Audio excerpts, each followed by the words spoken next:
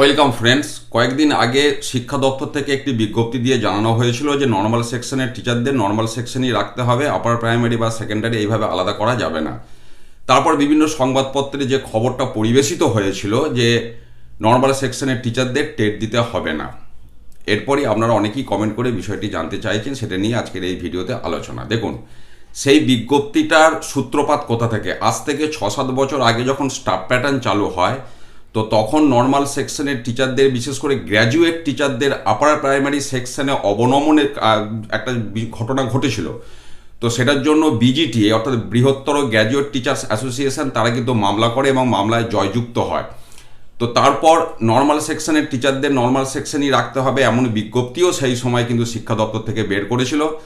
তারপর সেই যে কলকাতা হাইকোর্টের রায়, সেটাকে সামনে রেখে all post graduate teachers welfare association তারাও মামলা করেছিল এবং তাদের যারা মেম্বার তাদের ক্ষেত্রেও নর্মাল সেকশনের টিচারদেরকে নর্মাল সেকশনে রাখারই কলকাতা হাইকোর্ট রায় দিয়েছিল।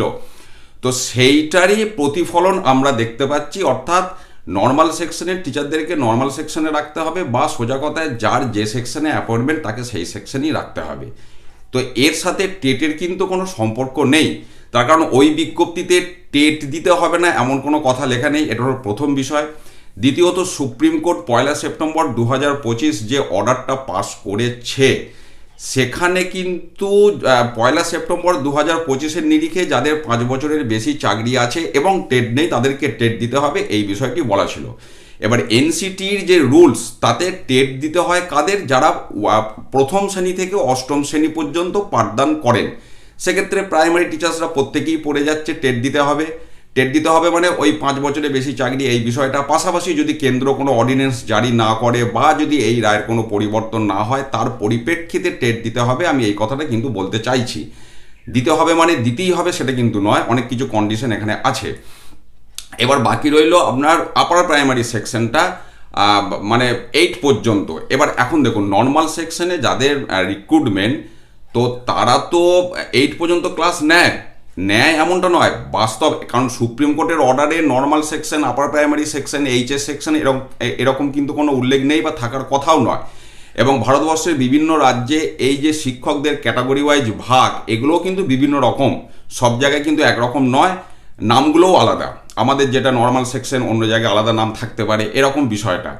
তো এবার যার এইচএস সেকশনে জয়েনিং, দেখা যাবে তিনিও হয়তো 5-6-এর ক্লাস নেন, এবং একদম স্পেসিফিক্যালি যদি আমি এমন সাবজেক্ট উল্লেখ করি যেগুলো এইচএস সেকশনের জন্যই পড়ানো হয়, ধরুন পল সায়েন্স, ইকোনমিক্স, অ্যাকাউন্টেন্সি, এই ধরনের যে সাবজেক্ট, তো তাদের শিক্ষক শিক্ষিকাও দেখা যাবে আপনার সেই সমস্ত সাবজেক্টে যারা টিচার্স বা ম্যাডামস রয়েছেন, তারাও কিন্তু দেখা যাবে 5-6-এর হয়তো বাংলা বা অন্য কোনো সাবজেক্ট ক্লাস নেন। তার মানে ক্লাস নেওয়ার দৃষ্টিভঙ্গিটা একরকম আর সেকশনের বিষয়টা একরকম।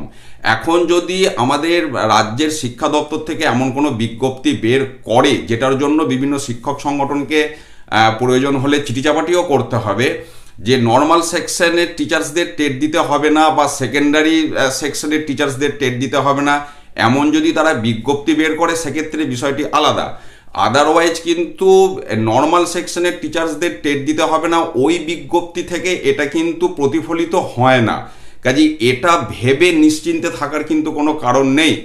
প্রয়োজনে শিক্ষা দপ্তর থেকে আলাদা বিজ্ঞপ্তি বের করার জন্য চাপ দিতে হবে বিভিন্ন শিক্ষক সংগঠনকে, যে হ্যাঁ, সেকেন্ডারি সেকশন বা অনলি যাদের অ্যাপয়েন্টমেন্টে আপার প্রাইমারি সেকশন লেখা আছে তারাই শুধুমাত্র টেট দেবে, এই বিষয়ে কিন্তু একটা বিজ্ঞপ্তি শিক্ষা দপ্তরকে দিয়ে বের করতে পারলে তখন বিষয়টা নিশ্চিন্তে থাকা যাবে পশ্চিমবঙ্গের নিরিখে।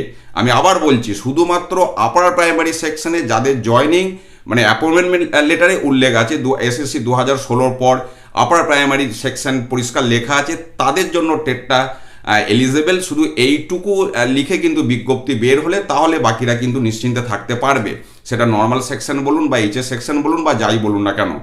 আদারওয়াইজ সুপ্রিম কোর্টের নির্দেশে কিন্তু অষ্টম শ্রেণী পর্যন্ত যারা পাঠদান করেন, সেটা তিনি যে ধরনেরই শিক্ষক শিক্ষিকা হন না কেন, সেক্ষেত্রে টেটের কিন্তু বিষয় রয়েছে।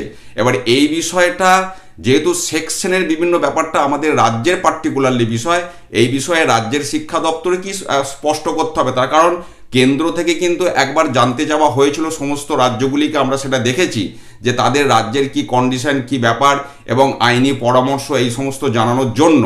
তো আমি জানি না সেটা এখনও জানানো হয়েছে কিনা, জানানো হয়েছে এমন কিন্তু কোনো খবর নেই। সেখানে রাজ্য যদি এই ধরনের স্বীকারোক্তি দেয় যে হ্যাঁ আমাদের এই টিচারদের স্ট্যাটাস এবং অনলি যারা আপার প্রাইমারি এবং যারা প্রাইমারিতে পাঠদান করছেন এবং সুপ্রিম কোর্টের নিয়মের মধ্যে যারা পড়ছেন তারা টেটের জন্য যোগ্য, এমনটা যদি রাজ্য লিখে পাঠায় সেক্ষেত্রে ঠিক আছে। আদারওয়াইজ আমি বারবার যেটা বলতে চাইছি, নর্মাল সেকশনের টিচার্স মানে টেট দিতে হবে না, এটা ভেবে নিশ্চিন্তে থাকার কিন্তু কোনো কারণ নেই। আপনারাও অবশ্যই ভিডিওতে কমেন্ট করবেন। ভালো থাকুন, সুস্থ থাকুন, ধন্যবাদ।